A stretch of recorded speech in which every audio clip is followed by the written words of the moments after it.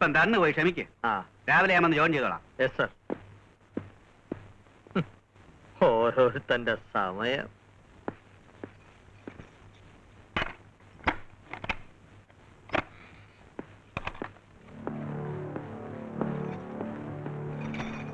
പട്ടർ ഉറങ്ങിയോ? ഉറങ്ങിക്കോ. നല്ല ക്ഷീണം കാണും. നാളെ കോടതിയിൽ ഹാജരാകാനുള്ളതാണ്.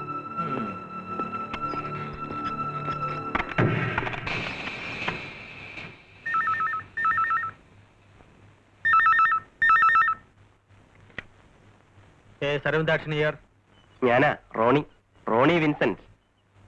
നമ്മുടെ 20 ലക്ഷത്തിന്റെ കാര്യങ്ങളൊക്കെ നീങ്ങുന്നുണ്ടല്ലോ. ഉണ്ട്. പിന്നെ പുതിയ ചില ഇൻഫർമേഷൻസ് കിട്ടാനുള്ള സാധ്യതകൾ കാണുന്നുണ്ട്. കിട്ടിക്കഴിഞ്ഞാൽ സാറിനെ മാത്രം അറിയിക്കാം. ശരി വെക്കട്ടെ. അപ്പൊ പിന്നെ മറ്റേ കാര്യം മറക്കണ്ട. ഇല്ലില്ല, ഞാൻ ഏറ്റു. ഓക്കെ, ശരി. ആ യെല്ലോ ഷർട്ടുകാരൻ.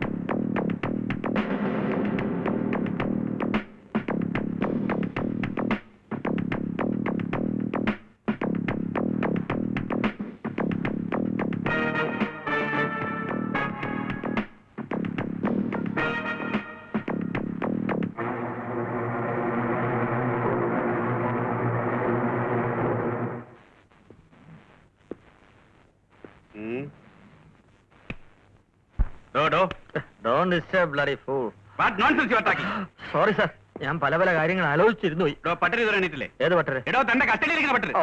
കൊടുത്തോ? രാവിലെ അയക്ക് തൈരിശാദം വേണമെന്ന് പറഞ്ഞു. ഞാൻ എവിടുന്നാ സർ തൈരിശാദം മേടിക്കാം? തൈരും പിന്നെ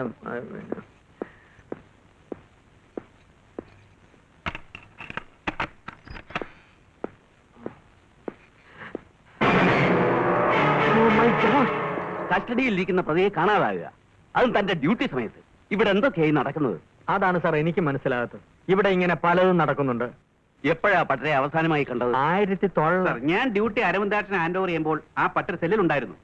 അരവിന്ദാക്ഷൻ വരുന്നതിന് ഒരു 10 മിനിറ്റ് മുമ്പ് ഞാൻ അയാളെ ക്വസ്റ്റ്യൻ ചെയ്താ. സർ, ഡിപ്പാർട്ട്മെന്റിലെ ചില ഉയർന്ന ഉദ്യോഗസ്ഥന്മാർ ഞാൻ അല്പം സ്മാർട്ടായി പോയി എന്ന കാരണത്താൽ അസൂയ പൂണ്ട ചില കുബുദ്ധികൾ എനിക്ക് നേരെ പാരവെക്കുന്നതിന്റെ ഭാഗമായിട്ടല്ലേ ഈ പട്ടരുടെ തിരോധാനം എന്ന് ഞാൻ ബലമായി സംശയിക്കുന്നു. കസ്റ്റഡിയിലുണ്ടായിരുന്ന പ്രതി മിസ്സായതും പോരാ, വിഡ്ഢിത്തം പറയുന്നു. ഒരാഴ്ചക്കുള്ളിൽ കാണാതായ പ്രതിയെ കണ്ടുപിടിച്ച് ഇവിടെ വിവരം റിപ്പോർട്ട് ചെയ്തില്ലെങ്കിൽ നിങ്ങൾക്കെതിരെ എനിക്ക് ആക്ഷൻ എടുക്കേണ്ടി വരും. എനിക്കെതിരെ ഏതോ നയവഞ്ചകരുടെ ഗൂഢാലോചന. You may go. സർ, വസ്തുനിഷ്ഠമായി സർ.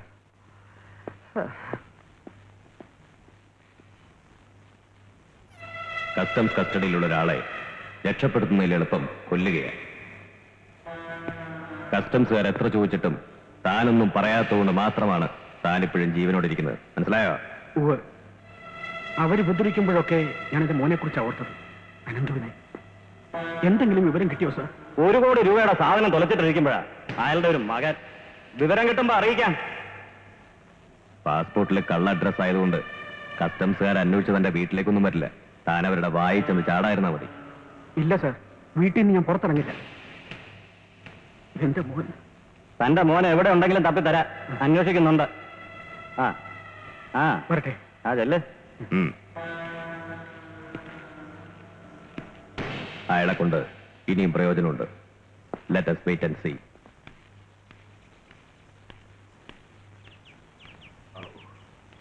അച്ഛൻ ഇതുവരെ എവിടെയായിരുന്നു? കാണാൻ ഞങ്ങൾ വിഷമിച്ചിരിക്കാം. യാത്രയായിരുന്നു മോളെ. നമ്മുടെ അനന്തുവിനെ കുറിച്ച് ഇനിയും ഒരു വിവരവും കിട്ടിയിട്ടില്ല. അമ്മയ്ക്ക് എങ്ങനെയുണ്ട്? രാത്രി ഗുളിക കഴിച്ച് കിടന്നുറങ്ങി. എഴുന്നേറ്റപ്പോ പോലും ഓരോ പിച്ചും പേയും പറയുക. അനന്തേട്ടനെ കുറിച്ചായിരുന്നു എല്ലാം.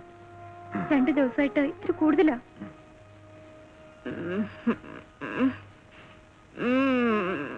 സാവിത്രി, അനന്തു വന്നു അല്ലേ?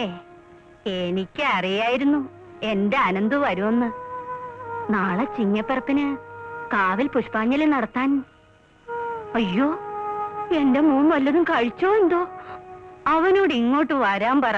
അച്ഛനും മോനും തമ്മിലുള്ള കുശലം പറച്ചിലൊക്കെ നാളെ മതി. 7:30 വെളുപ്പിന് അവന് കാവിൽ തൊഴേണ്ടതാ. നാരായണ, എന്റെ അനന്തുവിനെ രക്ഷിക്കണേ. മോനെ ആനന്ദു. അമ്മേ.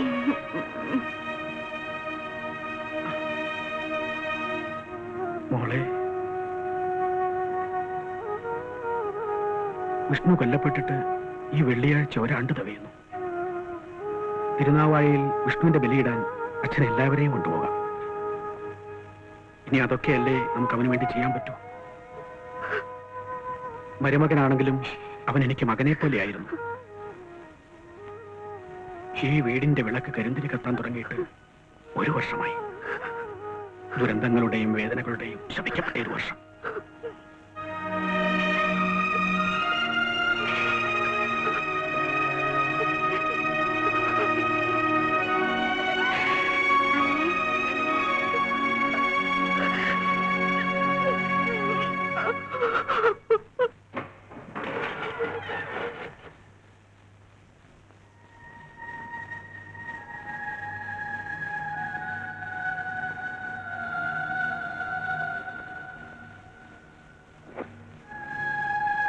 നിന്നെ രക്ഷപ്പെടുത്താൻ വേണ്ടിയാണ് മോനെ അച്ഛൻ കള്ളക്കടത്തുകാരുടെ ഏജന്റ് ആയത്. ഈ കുടുംബം രക്ഷിക്കാൻ വേണ്ടിയാണ് മോനെ അച്ഛൻ ഇതൊക്കെ ചെയ്തത്. അച്ഛൻ നീ മാപ്പ് തരില്ല അനന്തു, മാപ്പ് തരില്ല അനന്തു. മാപ്പ് തന്നു എന്ന് പറ മോനെ.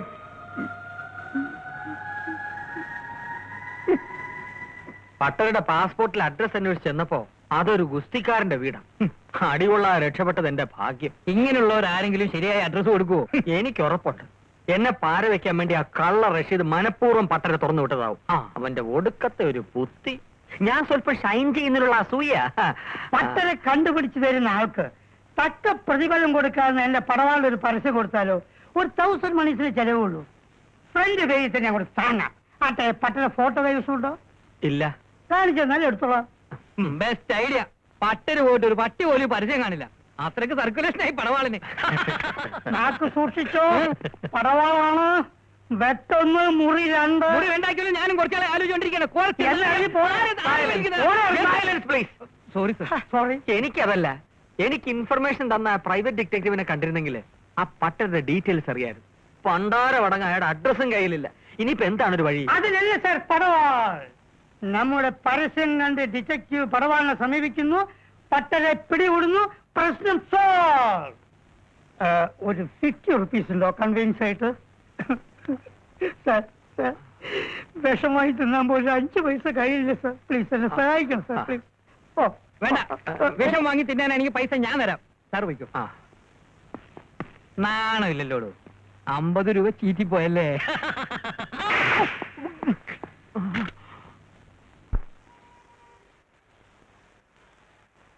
എടാ, നിന്റെ മുതലാളി എവിടെ പോയി കിടക്കുക? എന്റെ വിശ്വ പടവാളുപോലുള്ള ഒരു ഡൂക്ലി പത്രത്തിന് അങ്ങൊരു പരസ്യം തരൂല. അത് ഞാൻ നോക്കിക്കോളാം കേട്ടാ.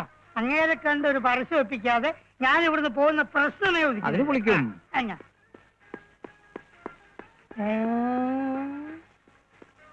ഇയാളെ ഞാൻ എവിടെയോ കണ്ടിട്ടുണ്ടല്ലോ. ഞാനും കണ്ടിട്ടുണ്ടല്ലോ. എവിടെ വെച്ച്? കുറച്ചു മുമ്പ് അലക്സ് എന്ന ആളെ അന്വേഷിച്ച് റൂമിലേക്ക് പോയപ്പോ. ഒരൊറ്റയടി. ആ, അന്ന് അരവിന്ദാക്ഷൻ സാറിന്റെ വീട്ടിൽ വന്ന ഡിറ്റക്റ്റീവ്. സാർ സാർ, 1 മണിക്കൂർ അല്ല 1 മിനിറ്റ്. ഇൻവെസ്റ്റിഗേഷൻ അറിഞ്ഞതാണല്ലേ? അറിയാം. ഇൻവെസ്റ്റിഗേഷൻ? എന്ത് ഇൻവെസ്റ്റിഗേഷൻ? ഈ നാട്ടിലെ ഒരു പ്രമുഖ പത്രപ്രവർത്തകൻ എന്ന നിലയിൽ എന്നിൽ നിന്നും ആർക്കും ഒന്നും ഒളിച്ചു വയ്ക്കാൻ സാധ്യമല്ല.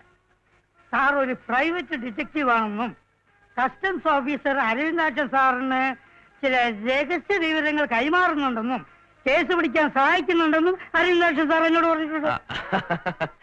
അതൊക്കെ വെറും നിസ്സാര കാര്യങ്ങളല്ലേ? സാറിനെ കുറിച്ചുള്ള ഒരു ഇന്റർവ്യൂ ഞാൻ എന്റെ പത്രത്തിൽ പ്രസിദ്ധീകരിക്കാം. ഓൺ ദ വേ ഞാൻ എന്നെ പരിചയപ്പെടുത്താൻ മറന്നു. ഞാൻ വിശ്വനാഥൻ, വയലാർ വിശ്വനാഥൻ, ഗർജിക്കുന്ന പടവാൾ പത്രത്തിന്റെ ആൾ ഇൻ ആൾ. തൽക്കാലം ഇന്റർവ്യൂ ഒന്നും വേണ്ട. അതെന്താ? ഈ പ്രൈവറ്റ് ഡിറ്റക്റ്റീവിന്റെ ജോലി എന്ന് പറയുന്നത് വളരെ രഹസ്യമായ അന്വേഷണം നടത്തുന്ന, അത് പരസ്യമാക്കാൻ പാടില്ല. അതെന്റെ പ്രൊഫഷനെ ബാധിക്കും. അത് എന്നെ പോലെ വിവരമുള്ളവർക്കല്ലേ മനസ്സിലാവൂ. ഞാൻ വിക്രമൻ, ഹോട്ടൽ സീവേഴ്സിന്റെ ഓണർ. ഹലോ. ആര്? ഓണർ നിർത്തിയിരിക്കുന്ന റിസപ്ഷനിസ്റ്റ്. അയ്യേ. അത് പോട്ടെ. പിന്നെ അരവിന്ദാക്ഷൻ സാറിനെ പ്രത്യേകിച്ച് അന്വേഷിച്ചിരിക്കാം. ഓ, ഒരു റിവാർഡിന്റെ കാര്യത്തിനായിരിക്കും. പുള്ളിയുടെ കെയർ ഓഫിൽ സർക്കാരിൽ നിന്ന് എനിക്കൊരു 20 lakhs rupees കിട്ടാനുണ്ട്. 20 lakhs? അതെ. 20 lakhs എന്ന് പറയുമ്പോ എത്ര കോടി രൂപയാ? വിട് വിട് വിട്.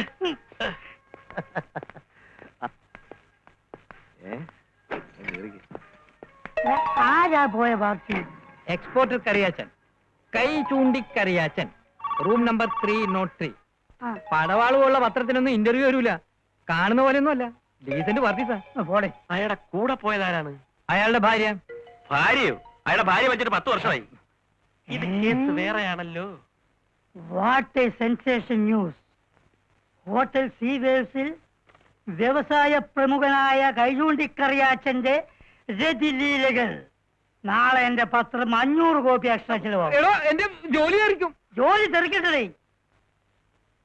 സത്യസന്ധനായ ഒരു പത്രപ്രവർത്തകന്റെ ധീര കടമ ഞാൻ നിർവഹിക്കും. ഞാൻ റിപ്പോർട്ട് ചെയ്യണം. എന്റെ ജോലി ഒരു യഥാർത്ഥ പത്രപ്രവർത്തകന്റെ ആത്മാർത്ഥമായ കടമയാണ് പത്രപ്രവർത്തനത്തിലുള്ള സത്യസന്ധത. ചേട്ടന്റെ മുഖം കണ്ടാൽ അറിയാം. മുഖം നോക്കാതെ എന്തും തുറന്നെഴുതുന്ന കരുത്തനായ ആദർശധീരനായ ഒരു പത്രാധിപരാണെന്ന്. വിവരമുള്ളവർ പറയുന്നത് കേട്ട് പഠിക്കണേ. ചേട്ടൻ വാ, കാര്യമുണ്ട്. എല്ലാം വിശദമായിട്ട് പറയാം. എന്റെ ജോലി മുതലാളിയോട് പറഞ്ഞ് പരസ്യം ഞാൻ ശരിയാക്കി. ആദ്യം ഈ പരസ്യം ശരിയാവട്ടെ, എന്നിട്ട് മതി മറ്റേ പരസ്യം കേട്ടാ.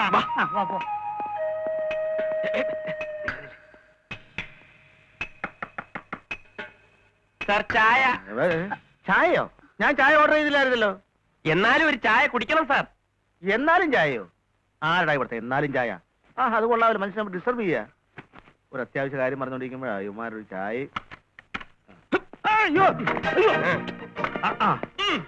നീ എന്താ ഇവിടെ? കാര്യമുണ്ട്, പറയാം. എന്ത് കാര്യം? എന്നോട് കാര്യം. ഒരു സിംഗിളടി ബഹളം ഉണ്ടാക്കാതെ രണ്ടുപേരും ചേർന്നുള്ള ഫോട്ടോ എടുക്കുന്നുണ്ട്. ഒരു ഡബിൾ അടി. എന്റെ നെഞ്ചത്തിന് കാര്യം. സ്മൈൽ. എന്ത് ഫോട്ടോഗ്രാഫർ? എന്തോ എടാ, നീ എന്ത് തെമ്മാടിത്തരമാണ് ഈ കാര്യം? ബഹളം ഉണ്ടാക്കരുത്. പോലീസ് വന്നാലുള്ള സ്ഥിതി അറിയാമല്ലോ. പോലീസോ? അതെ, പോലീസ്. എവിടെ? പോലീസല്ല, താഴെ ബഹളം കേട്ടാ ഞാൻ ഓടി വരുന്നത്. ദയവ് ചെയ്ത് നിങ്ങൾ ഈ റൂം ഒന്ന് ഒഴിഞ്ഞു തരണം. എന്റെ ജോലി പോകുന്ന കേസാ. എടാ, നിന്റെ ഉദ്ദേശം എന്താണെന്ന് പറയാം. ഇദ്ദേഹം പടവാൾ പത്രത്തിന്റെ നാളത്തെ പടവാൾ പത്രത്തിന്റെ ഫ്രണ്ട് പേജിൽ നിങ്ങൾ രണ്ടുപേരും ഒരു ഫാമിലി ഫോട്ടോയും കൂടെ ഒരു ന്യൂസ് ഉണ്ടാവും. ചതിക്കരുത്. ഞാൻ എന്ത് വേണമെങ്കിലും ചെയ്യാം സാറേ. എന്റെ മാനം പോകും. ഞാനുള്ളവനല്ലേ മാനം. ഞാൻ കാല് പിടിക്കാം. എഴുന്നേൽക്കണം. ഒന്നുമില്ലെങ്കിലും താരാ സെക്രട്ടറിയുടെ ഫാദർ അല്ലേ, വഴിയുണ്ടാക്കാം. ഒന്നും വന്നേ. എന്തിനാ? അത് ശരിയാവത്തില്ലെന്ന്. എന്തിനാ? ചതിക്കരുത്. പേപ്പറാണ്. ഒന്നും പറയണ്ട. ഏറ്റോ ഏറ്റല്ലോ. എന്തോ തെറ്റുന്നേ? ഏക്കാതെ എന്ത് ചെയ്യും? ബാക്കി കാര്യം ഞാൻ പറയാം. ഇതിന്റെ സന്തോഷ സൂചകമായിട്ട് ഞാനൊരു ഗംഭീര പാർട്ടി കാശ് അങ്കിൾ തരും. അതെല്ലാം കൊള്ളാം. പക്ഷെ ഈ ഹോട്ടൽ വെച്ച് വേണ്ട, വേറെ ഏതെങ്കിലും നല്ല ഹോട്ടൽ വെച്ച്. ഓക്കെ. ആരുടെയും മുഖം നോക്കാതെ എല്ലാം തുറന്നെഴുതുന്നൊരു പത്രപ്രവർത്തകനാണ് ഞാൻ. എന്റെ 14 വർഷത്തെ പത്രപ്രവർത്തനത്തിനിടയിൽ ആദ്യമായി ഞാൻ എന്റെ പത്രത്തിന്റെ ചാരിത്രം നശിപ്പിച്ചു. എനിക്കിത് മറക്കണം. ആ, എല്ലാം മറക്കാൻ വേണ്ടിയല്ലേ നമ്മൾ ഇവിടെ കൂടിയിരിക്കുന്നത്. അമ്മാവൻ തെറ്റിദ്ധരിക്കരുത്, ഞാനൊരു സ്ഥിരം മദ്യപാനിയൊന്നുമല്ല. കല്യാണത്തിന് ശേഷം ഇത് തൊടണമെങ്കിൽ അമ്മാവൻ പറയണം. പിന്നൊരു കാര്യം, അമ്മാവൻ ഇതൊന്നും പോയി താര എടുത്ത് പറയരുത്. പറയൂ? പറയൂ? ഇല്ല, പറയത്തില്ല. അപ്പോ നമുക്ക് എപ്പ കല്യാണം നടത്താം? നമുക്കോ? അതല്ല, ഞാനും താരയും തമ്മിലുള്ള കല്യാണം എപ്പം നടത്താമെന്ന്. ആ, ഇതെനിക്കൊന്ന് ആലോചിക്കണം. അവിടെ ആലോചിച്ചോണ്ടിരുന്നോ? ആ ഡിങ്കിലാസി ഫോട്ടോ ഉണ്ടല്ലോ, വാരാപ്പുഴ കത്രീനിന്റെ വടിയിൽ കൈകൊണ്ട് കറിയാച്ചാൻ തലവെച്ച് കിടക്കുന്ന ഫോട്ടോ. നാളത്തെ എന്റെ പടവാളിന്റെ ഫ്രണ്ട് പേജിൽ ജഗ ജഗ ജഗ ജഗ ജഗ ജഗ ജഗ ജഗ. നമുക്ക് നിശ്ചയിക്കാം.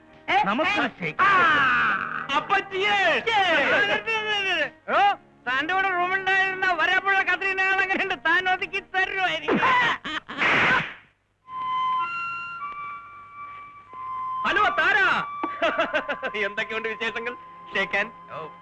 നമസ്കാരം. ഓഹോ, ഇവിടം വരെ എത്തിയല്ലേ? എത്തേണ്ട അടുത്ത് എപ്പോഴായാലും എത്തിയല്ലേ പറ്റൂ. അകത്ത് ഡാഡിയുണ്ട്. No problem.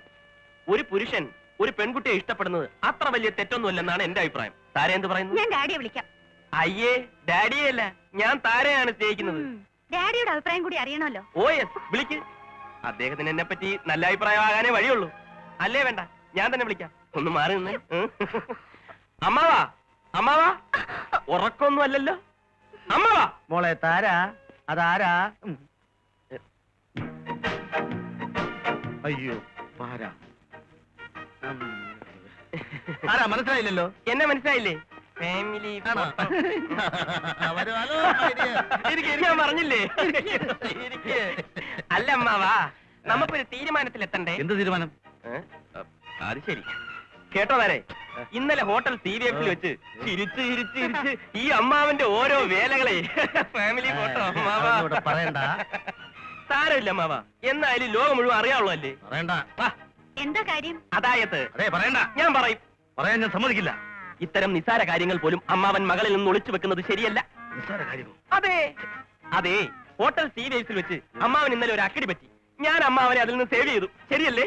അതെ. ഇതൊക്കെ ആർക്കും പറ്റാവുന്ന അബദ്ധമല്ലേ? അതിന് അമ്മാവൻ ഇങ്ങനെ ചമ്മിയാലോ? ഡാഡിക്ക് അങ്ങനെ അബദ്ധങ്ങളൊന്നും സാധാരണ പറ്റാറില്ല, അതുകൊണ്ടാ. ആണോ? അഡ്ജസ്റ്റ്മെന്റ് വേണ്ട.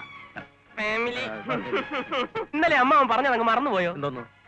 എന്നെ പോലെ സുന്ദരനും സൽസ്വഭാവിയും സ്മാർട്ടുമായിട്ടുള്ള ഒരു മരുമകനെയാണ് അമ്മാവന്റെ ഭാവനയിലുള്ളതെന്ന്. അല്ല, അതത്ര പെട്ടെന്ന് അമ്മാവനോട് പറയരുത്. ഇത്തരം കാര്യങ്ങൾ പെട്ടെന്നൊരു തീരുമാനം എടുക്കാൻ ആർക്കും പറ്റില്ല. ലൈഫ് മുഴുവൻ നമ്മൾ ഒരുമിച്ച് ജീവിക്കേണ്ടതല്ലേ? അതുകൊണ്ട് ആലോചിച്ചൊരു തീരുമാനം എടുക്കാനേ പറ്റത്തുള്ളെന്ന് ഞാൻ പറഞ്ഞു. രാത്രി മുഴുവൻ ആലോചിച്ചു. ശരി, അമ്മാവന്റെ ആഗ്രഹം അങ്ങനെയാണെങ്കിൽ അത് നടക്കട്ടെ. അല്ല, അത് ഇവളുടെ ഇഷ്ടം കൂടി നോക്കണ്ടേ? അയ്യോ, അമ്മാവൻ ഇഷ്ടമാണോ? എനിക്കോ? എനിക്ക് ഇഷ്ടമാണ്. ഇഷ്ടമാണല്ലോ. അമ്മാവൻ ഇഷ്ടപ്പെട്ട സ്ഥിതിക്ക് താര എന്ത് പറയുന്നു? അത് ആ, മടിക്കാതെ പറഞ്ഞോളൂ. അത് ഡാഡിക്ക് ഇഷ്ടമാണെങ്കിൽ എനിക്കിഷ്ടം. അതിനിടയ്ക്ക് ആ പടവാളുകാർ വന്നിരുന്നു. പടവാളോ? പത്രം. അവർക്ക് ഈ ഫോട്ടോ വേണമെന്ന് ഫ്രണ്ട് പേജിൽ ഇടാൻ 25,000 രൂപ വരെ ഓഫർ ഉണ്ടായിരുന്നു. ഞാൻ പറഞ്ഞു പറ്റത്തില്ലെന്ന്. ചതിക്കരുത്. ചില കാര്യങ്ങൾ തീരുമാനമാകാനുണ്ട്, അത് നടന്നില്ലെങ്കിൽ തരാമെന്ന് പറഞ്ഞു. നടക്കും. ഉറപ്പ്? ഉറപ്പ്. ടൈമായില്ല. ടോണി, ഞാൻ നിങ്ങളുടെ കാല് പിടിക്കാം. ആ പട്ടരെ കുറിച്ചുള്ള ഡീറ്റെയിൽസ് തന്നേ പറ്റൂ.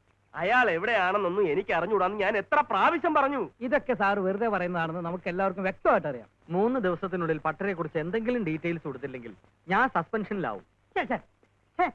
സാറ് സമാധാനായിട്ടിരിക്കൂ. എല്ലാറ്റിനും ഞാനൊരു വഴി ഉണ്ടാക്കാം. ഞാൻ സംസാരിക്കാം. സാർ അങ്ങോട്ട് പോയി സംസാരിച്ചാൽ ആകെ കുളമാകും. ഞാൻ തന്നെ ഒരു മയത്ത് സംസാരിച്ച് ഞാൻ തന്നെ ഹാൻഡിൽ ചെയ്തോളാം. ഓക്കെ? മോനെ മോനെ, നീ എന്നോട് മാത്രം സത്യം പറ. ആ പട്ടണം എവിടെയാ ഉള്ളത്? എന്നിട്ട് ഞാൻ ബാക്കി എല്ലാവരോടും പറഞ്ഞോളാം. ഒരു പ്രൈവറ്റ് ഡിറ്റക്റ്റീവിന് അവരുടെ സീക്രട്സ് അങ്ങനെ റിവീൽ ചെയ്യാൻ പാടില്ല. ആ. ഞങ്ങളുടെ പ്രൊഫഷന്റെ പോളിസി അതാണ്. ആ പട്ടര് സ്വർണം കൊണ്ടുവരുന്നുണ്ടെന്ന് റോണിക്ക് വിവരം കിട്ടിയല്ലോ. ആ വിവരമാണല്ലോ ഞാൻ അദ്ദേഹത്തെ ധരിപ്പിച്ചത്. പട്ടരുടെ പാസ്പോർട്ടിൽ ഉണ്ടായിരുന്ന കള്ള അഡ്രസ് ആയിരുന്നു. അയാൾ എവിടെയാണെന്നുള്ള വിവരം ഒരു പ്രൈവറ്റ് ഡിറ്റക്റ്റീവ് റോണിയെ കൊണ്ട് മാത്രമേ കണ്ടുപിടിക്കാൻ കഴിയൂ. പട്ടരെ കാണിച്ചു കൊടുത്തോടി എന്റെ ജോലി കഴിഞ്ഞു. കസ്റ്റംസ് കസ്റ്റഡിയിൽ നിന്ന് അയാൾ ചാടിപ്പോയത് എന്റെ കുഴപ്പം കൊണ്ടാണോ? എന്നൊക്കെ പറഞ്ഞ പട്ടരുടെ വീട് എവിടെയാണ്, അയാൾ ആരെ ഏജന്റാണ് എന്നൊക്കെ ഒരു ഡീറ്റെയിൽ കിട്ടിയ ആ പാവം മാനസികമായിട്ട് തളർന്നിരിക്കണം. മോനെ, അയാൾ എങ്ങനെയെങ്കിലും രക്ഷപ്പെടട്ടെ. ഞാനൊരു പുതിയ കേസ് അന്വേഷണത്തിലാണ്. അതിനിടയിൽ ഇതുകൂടെ കണ്ടുപിടിക്കാൻ പറ്റത്തില്ല. പിന്നെ താനല്ലാതെ വേറെ ആര് കണ്ടുപിടിച്ചിരാനാ? തന്റെ കുളമാക്കരുത്, ഞങ്ങൾ മാന്യമായി സംസാരിച്ചുകൊണ്ടിരിക്കുക. അയാളുടെ ജോലി തെറിക്കുന്ന പ്രശ്നമാണ്. എങ്ങനെയെങ്കിലും ഹെൽപ്പ് ചെയ്തേ പറ്റൂ. എല്ലാവരും സാറിന് ഞങ്ങൾ വിടില്ല. അയ്യേ, ഞാനെന്തോ ചെയ്യാനാ? ചുമ്മാ. അയ്യോ, കർത്താവേ, ഇവന്മാരുടെ കയ്യിൽ നിന്ന് രക്ഷപ്പെടാൻ എന്താ ഒരു വഴി? അവനൊരു പാട് ലുക്കുണ്ടല്ലേ. രക്ഷപ്പെടാൻ ഇത് തന്നെ വഴി. പറയാം. പട്ടരിപ്പ് ആരുടെ കസ്റ്റഡിയിലുണ്ടെന്ന് മാത്രം പറയാം. ദോ, ആ കാണുന്ന 6-6 അടി പൊക്കമുള്ള ആ താടിക്കാരനില്ലേ, അയാളെ കസ്റ്റഡിയിലുണ്ട്.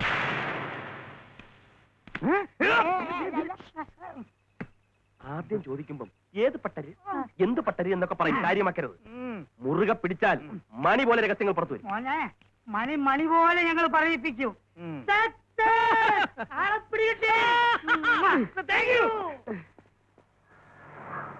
ആ താടിക്കാരൻ ആരാണാവോ? ഇനി എന്തൊക്കെ സംഭവിക്കും? ഇവിടെ നിന്നാൽ ശരിയാവില്ല.